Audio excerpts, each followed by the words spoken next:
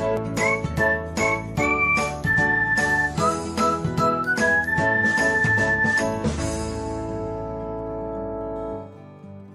everyone, welcome back to another episode of Technologyglance.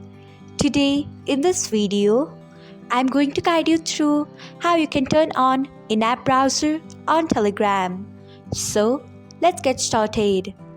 Firstly, open Telegram app in your device. Then tap on three lines icon. Next tap on settings. Then tap on chat settings.